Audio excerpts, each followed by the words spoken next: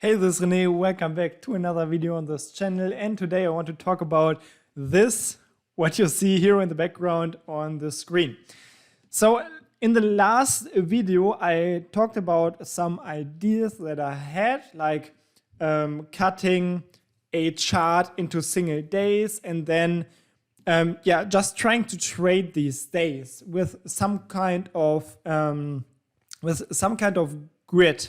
So I was talking about multiple orders, and then in the end I was pretty much asking for your ideas how we could define the strategy and how we can construct this expert advisor.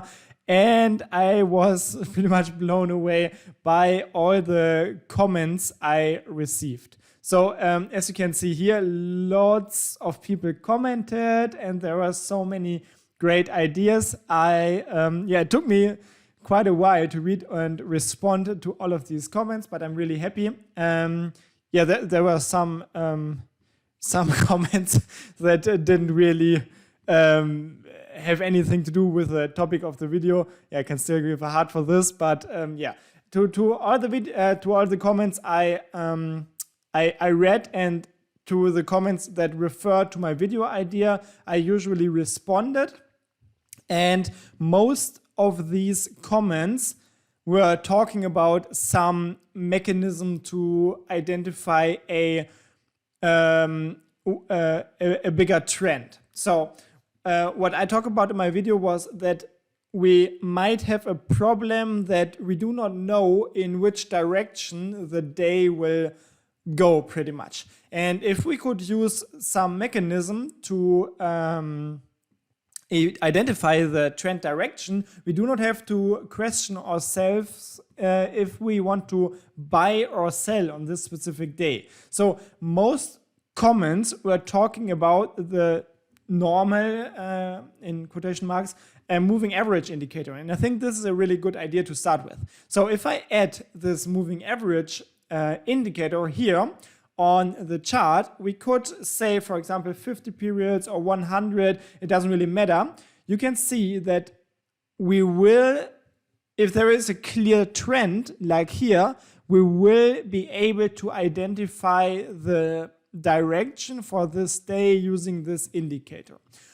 Of course, this does not always work, because sometimes we have a situation like here or the day after where we do not have a clear trend direction. So this does not work every single time, but trading is always about having like the best average outcome that you can get. So this will be our first idea or approach to identify the daily trend direction. So what I want to do in this video is I want to start coding on this program, and I hope that you follow me along. And I will write a program that can identify the daily trend or the trend using the moving average indicator. So we will learn how we can calculate indicator values and how we can compare them to the current price in a chart. So so if we want to write a program in MetaTrader 5, we will need the IDE, the Integrated Development Environment, which is the MetaQuartz Language Editor. So you can click on IDE or you can click on Tools, MetaQuartz Language Editor. This will open the program for you. Then you can click on New in the upper left corner to create a new expert advisor. So just click Next here if expert advisor is selected. And then you can add a name. We can say Daily Grid Trading, for example, as a name for this program. Yes. And we can click Next, Next, and Finish. And this will create a brand new program for you. And this is like the default form of an expert advisor. We have some comments. Comments are these gray lines that do not affect the program. So I can simply erase them. And we have some properties at the top of the program. I can show you what these properties do. So if we delete the comments, we have only 20 lines left. So if I compile this program by clicking on this compile button, the MetaQuotes language editor, this tool here, it takes the mql5 file, which is pretty much just a text file, and turns it into an executable, ex5. And this executable file can be used in the MetaTrader. So if you go back to your MetaTrader and have a look at the navigator, if you do not see it, click on View Navigator. And there you can click on Expert Advisors. And there you should find the program that you just created and compiled. It is important that you compile the program, otherwise it will not appear. And I can now take this and drag and drop it onto any chart. And you can see here it says Daily Grid Trading 1.00 and copyright blah blah blah. And these are exactly the properties here. So if we, let's say we want to change the copyright and we do not have a link, we can say, or we can change the version and add a 0 in the end. So we could say copyright 2022, René Balke and community, like this. So we can compile. So if we drag and drop the program on the chart again, we can see the version now has 3 digits after the decimal point, and the copyright is us, pretty much. So you and I. So this is what these properties do. And let's go back to 1.00 because this is like a better format, I think. So now we clarified what these properties do. Now we have some functions left. And I will explain everything a little bit like in detail for this tutorial, I think. So what I'm doing now is I just rearrange the curly brackets here. This does not affect the program. This is just like the style that I use when I code. It makes the code, at least for me, easier to read, and it's a little bit shorter. So what we have here is we have 3 functions. These functions have a specific color. They are violet, or however you want to call this color, which means that these functions are system functions. They are part of this mql5 framework. So we did not write these functions on our own. They are already existing, and we can use them right away. So if we have this onInit function in our program, it typically looks like this. We have this int, which is the return type of a function, if it is written in front of the name of the function. And this means that the function returns an integer value. An integer value is pretty much any number, like these, 1, 2, 3. These are integer values. Integer values cannot have a decimal point. This is no integer value. But the rest, these are integer values. So integer values are pretty much any number that does not have a decimal point. So we return an integer value. And maybe you ask yourself why we return this init succeeded. This is because init succeeded is part of a so-called enumeration. And if you put your cursor somewhere inside of this init_succeeded and press F1 on your keyboard, it should open the mql5 reference and you can read about this enumeration. So here you can see all the possible identifiers. And these identifiers are just easier to read for the programmer, but for the PC, they are just numbers. So for the PC, init succeeded would be 0, init failed would be 1, this would be 2, and this would be 3. So these identifiers, they are just for us, so we can work with them easily. But we could as well write return 0. This would be exactly the same, right? Yeah.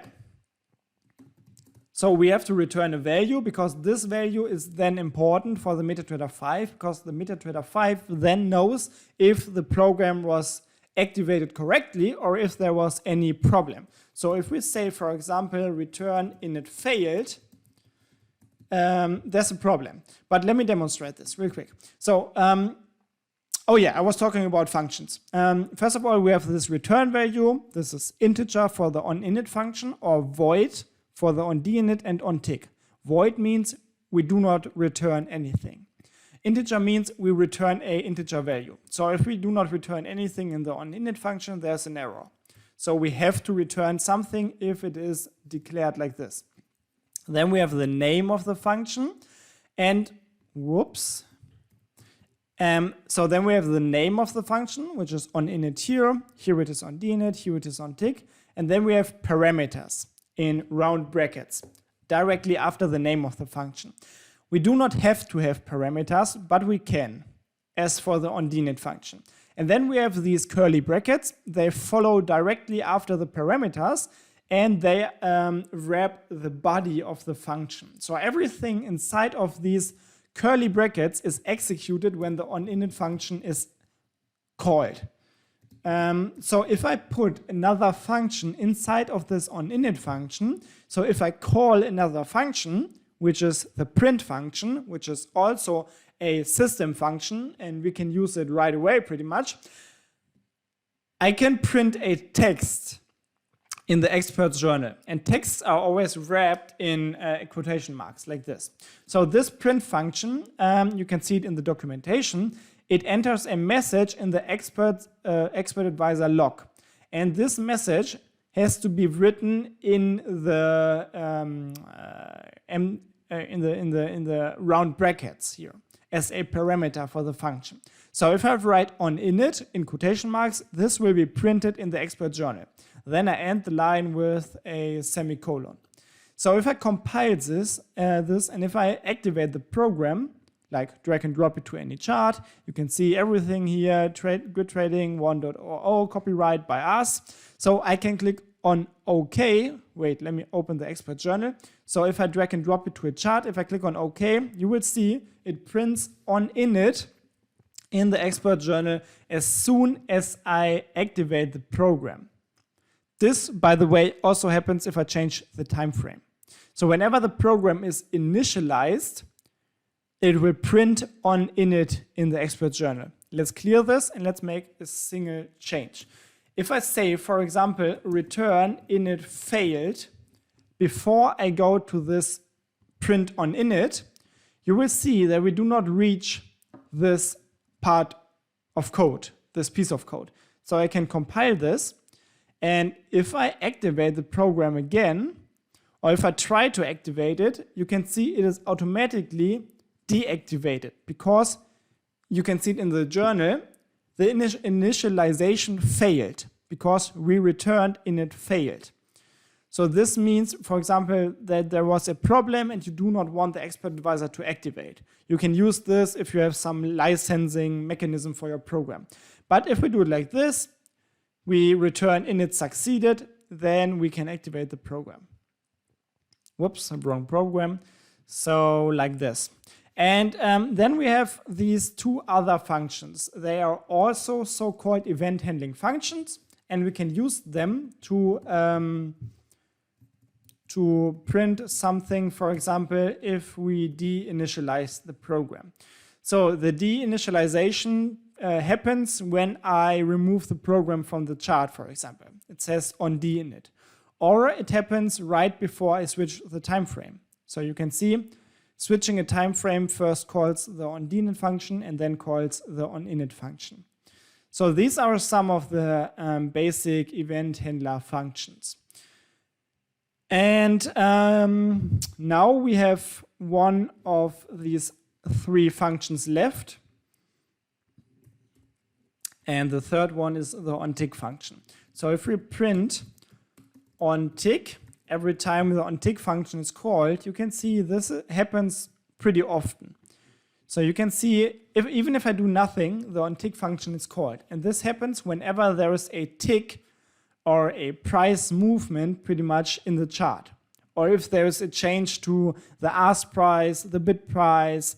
Yeah, this will all trigger the onTick function. So this is the function where we add the main part of our programming logic. So this was just to explain like the three basic functions that we have in our program right now. And again, I'm explaining everything like really detailed and really easy in this tutorial because I want everyone from the community, everyone who gives recommendations for this expert advice, I want everyone to be able to follow along. So what we want to do in this video, I told this already, we want to calculate the moving average values. So whenever we work with an indicator, we need a handle for this. And a handle is a concept pretty much in MetaTrader 5 programming where you define a specific indicator and store or save all of the indicator properties at a specific point in the memory of your PC. This is important because if you have a look at this moving average, you can change the parameters of this moving average and it will impact the way it looks. For example, if I say I want a 50 periods moving average, it will change the moving average. So the program has to know what kind of moving average we want to get the data from. So we cannot just say I want the data from a moving average because the program doesn't know, is it a 50 period, is it a 100 period, is it a simple, is it an exponential, is it a blah blah blah. So we will have to define this. So we will create a handle for this moving average. And you can do it like this. So outside of any function, you will you can write, like here at the above the onInit function, you can write integer. This is the data type of the variable. Then we have the name and then the semicolon, of course. So we have the data type, which is integer. And again, this is pretty much just any number. These are all integer values. And then we have the name of the variable. I like to call it handle MA, for example, for a moving average handle.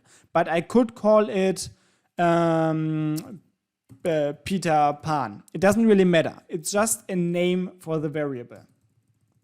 But it makes sense to choose a name that makes sense, obviously. So if we do it like this, if we write integer, handle MA, and then the semicolon, and if we compile this, this is enough code to declare a variable.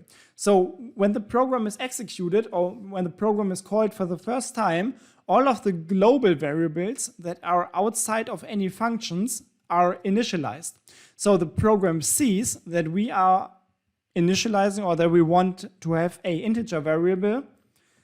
So the program will have a look at the random access memory, so the storage pretty much of your PC, and it will search for an empty space where this variable can fit.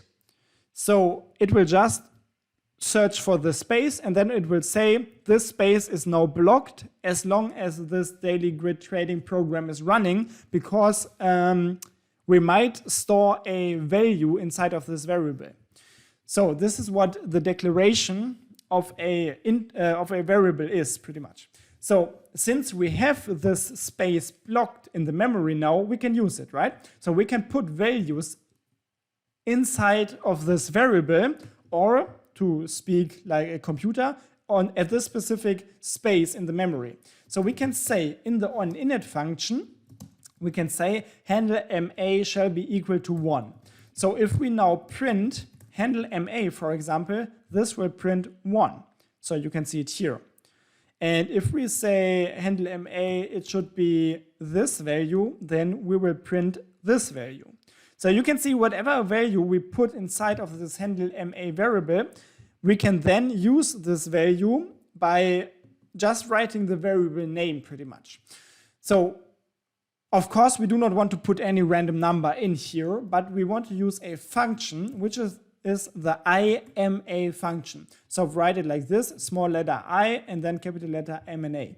And this is, if we have a look at the reference, again, put your cursor inside of this word here and press F1 on your keyboard. This will open the reference.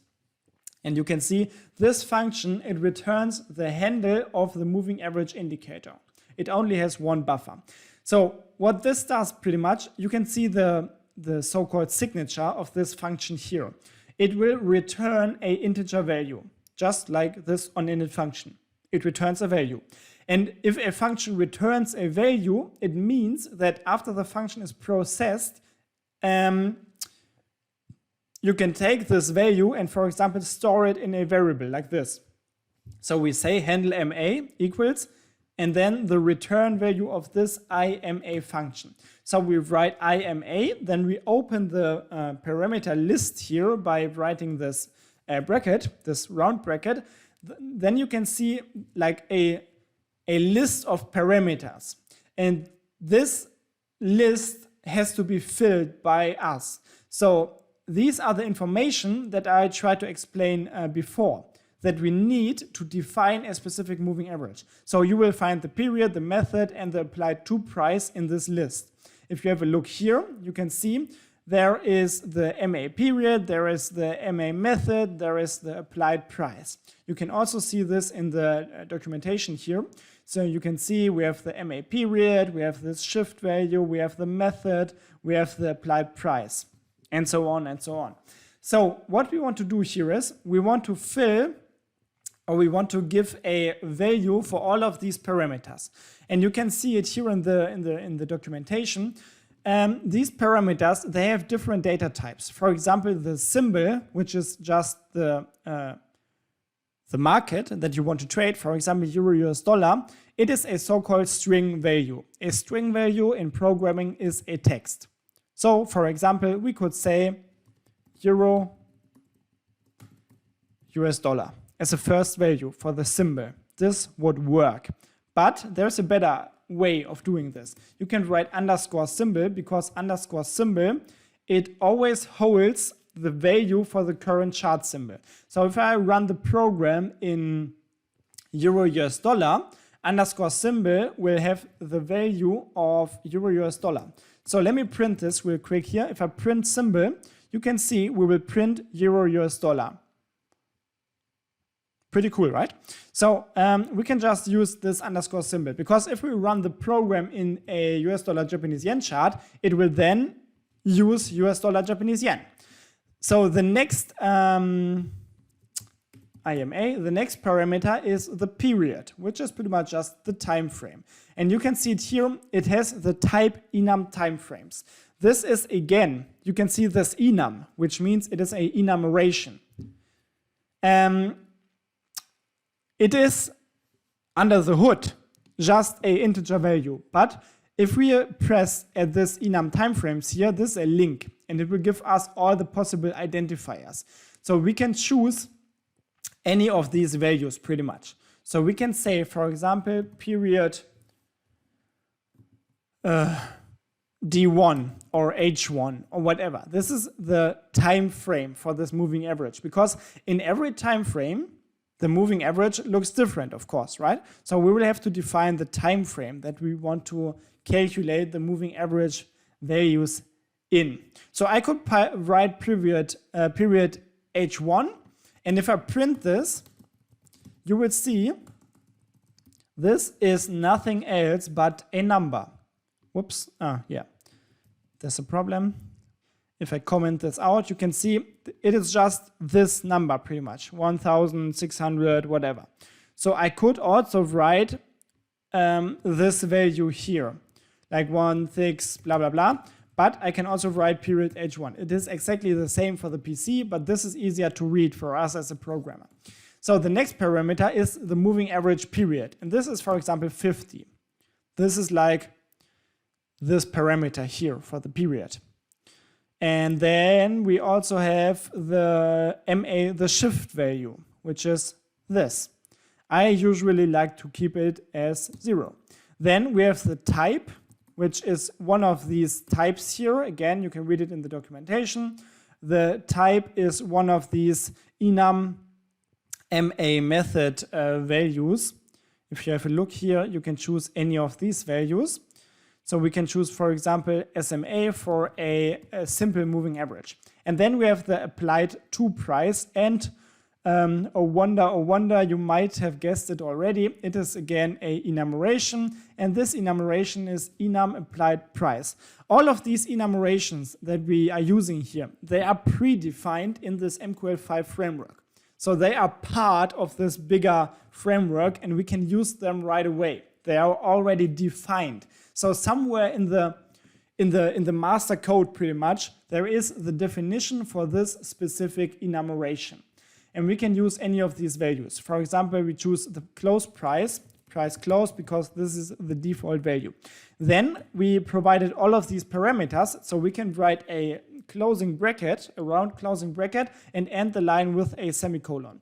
And now if we compile this, all errors are gone and this works. And now we just created a handle. And if I print this handle, you will see this is not really crazy. It is just a number.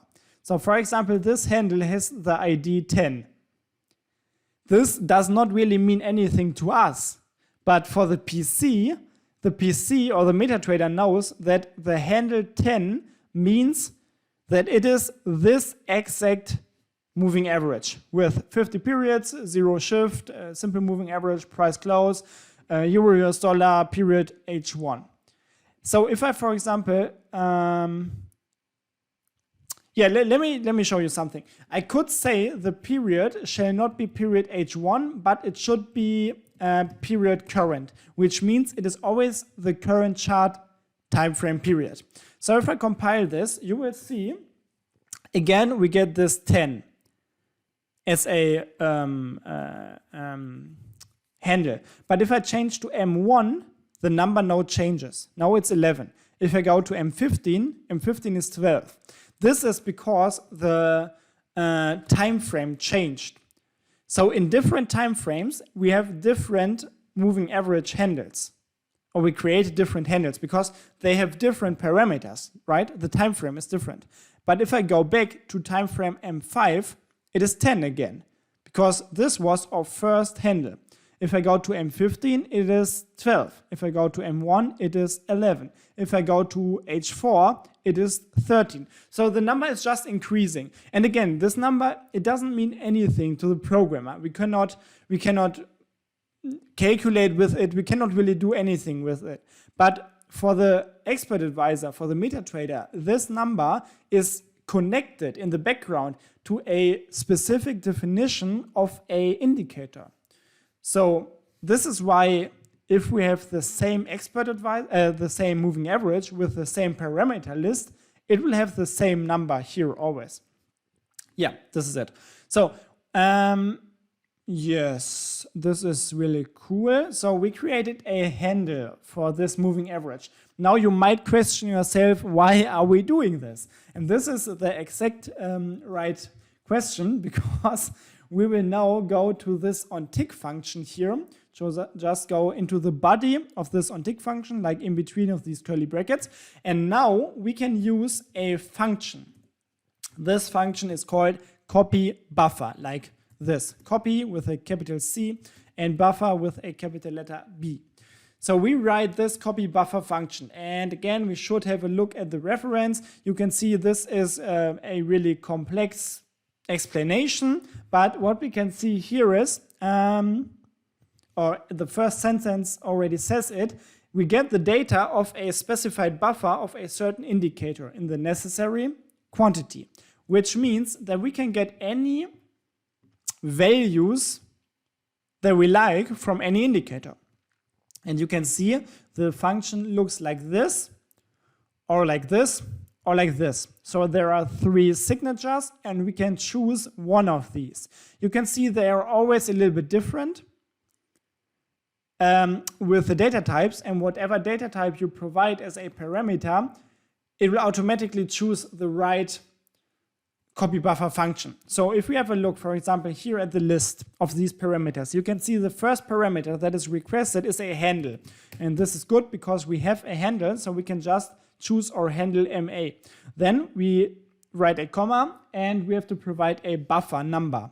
Since we only have one buffer, like one line for a moving average, the buffer number is 0. You could also write main line if you like this more. This is again a enumeration, which just means 0. Then we have to provide a starting position.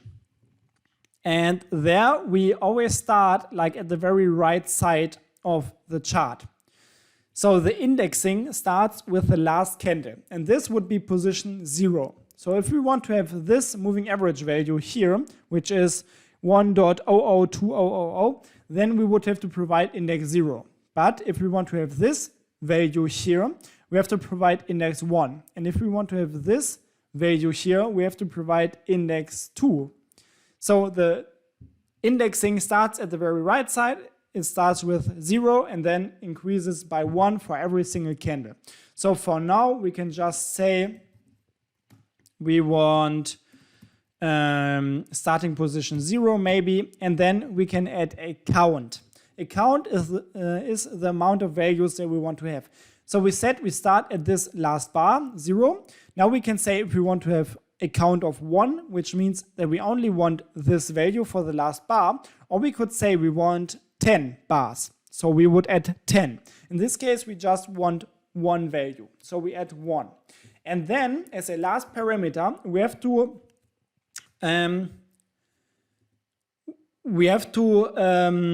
provide an so-called array, which is moving average, for example. So we will have to declare an array here. So this will be a double array, and you can declare it like this. So you write double, which is the data type. This is similar to the definition here. So a double value is any number pretty much, but it can have a decimal point. So these are not integer values because they have this decimal point, but they are double values. So this is a different data type, and you need different data types because different data types, they need a different amount of space in the memory of your PC. So this is why you have to say what kind of variable you want to declare. So we say the data type is double, then we say the name of this variable is MA, nothing new here, and then we have these squared brackets, and this is new. This means that this is an array, which means it is not only a normal variable, but it is an array of variables, pretty much. So it means in a normal variable, you could say, I want to store like 23.32, but this doesn't work with an array because an array can hold multiple values, and therefore you will always have to say at which position in this array you want to put the value. So I could put multiple values inside of this array, right? And this is what the copy buffer function does.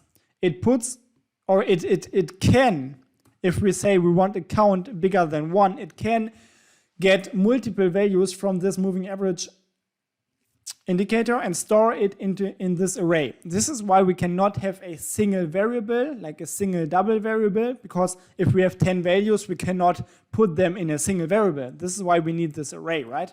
So we have, we now create this array, we call the copy buffer function, and we store one value in this array.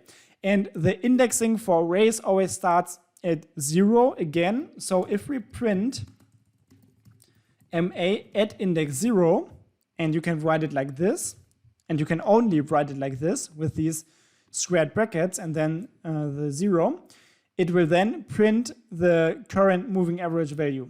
This was a problem because I put values for the demonstration in the array without increasing the size, so the program was deactivated. But if I run it again, we can see now it is working, and we always get like the current indicator value with every single tick. This is really annoying because we always get a message in the expert's journal, so there's a better way that I like to choose here. Instead of using the print function, we can use the comment function. And this will not print in the expert journal, but it will give us the value here in the upper left corner of the chart. And if you have a look at the data for the current moving average value, you can see this should be rounded, of course, the value that is here in the upper left corner. We have too many digits here, so maybe we can round it. We could say comment double to string, which will take any double value and transfer it to a string value, so a text value, and there as a second parameter we can say how many digits we want to have. So we provide underscore digits as a second parameter because it will automatically give us the amount of digits after a decimal point for the current chart symbol. So it will make it look a little bit cleaner here. So you can see this worked, and we can now get the current moving average value. Now we only have to define the current trend direction, and this is really easy. So we already did the complex part. So we can say MA trend like this. We create another variable which could be named MA trend, and now we check if, I will explain this in a second, if, we also need the bit price. So we can say bit is equal to symbol info double underscore symbol bit. So we create another double variable which is named bit, and we initialize it with a value directly after the creation. This is possible. So you write it in one line, and we put the return value of this symbol info double function inside of this variable. Symbol info double is a function that returns a property of a specified symbol. So you specify the symbol as the first parameter. This is what we did by providing underscore symbol. And then as a second parameter, you can choose any of these enumeration values. I want to choose symbol bit. So this function will return the bit price, and we can save it in this variable. So what we do now is we check if this bit value is greater than the moving average value. Because in this case, we want to say the MA trend is 1. And if this is not true, then we want to check if bit is smaller than the moving average value. Because in this case, the trend, it shall be -1, or short trend. So what we did here is we created a so-called if statement, or we used a if statement. And this can be used to check a condition, if a condition is true or false, or a comparison. This is what we did here. So we write if this is just like the word, so the PC knows that we want to check any condition. And then directly afterwards, in round brackets, we put a condition or a comparison, anything that we want to check. So we check if bit, like the value in this variable, is greater than the value in this array at index 0. In this case, so we end the round brackets, so this wraps the condition. Then we have the body of this if statement in curly brackets. Bodies are always in curly brackets. And then we say if this is true, only if this is true, then we want to put 1 inside of this MA trend variable. And we could say the default value is 0. And this is it. So if we do not have this code, we would always put 1 inside of this variable if bit is greater than the moving average value. But what happens if this is not true? Then we would have 0 in the moving average trend variable. But it could be a short trend. So we have to check this. So we can concatenate or combine multiple if statements with an else if operation. So directly after the body of this first if statement, we check with an else if the bit price is smaller or below the moving average value. Because then we want to put -1 in this MA trend variable. So you can say if this is true, we will do this. And if this is false, then we will check this. And if this is true, we will do this. Right? This is how an if or else if operation works. So we can say double to string, we still print the moving average value, but we want to add more to our comment. So we can say comma, because here in this comment function, we can combine multiple text values with commata, and they will all be displayed. So we can say comma, and then we say trend, this colon, and then another quotation mark to end this text, and then another comma, and then we say MA trend. So if we compile this, we can see now, we see the moving average value and we can see the trend. So this is really cool. So we already defined or calculated the moving average value, and we received the current trend at the current bar. So if this price now falls below the moving average, we can change time frames and search for a sell trend or short trend. Yeah, we do not see a short trend here. Maybe in the 1 minute chart, nope. So let's go maybe, yeah, this will not work. We can say, if we change the values here, maybe a 200 period moving average will change something.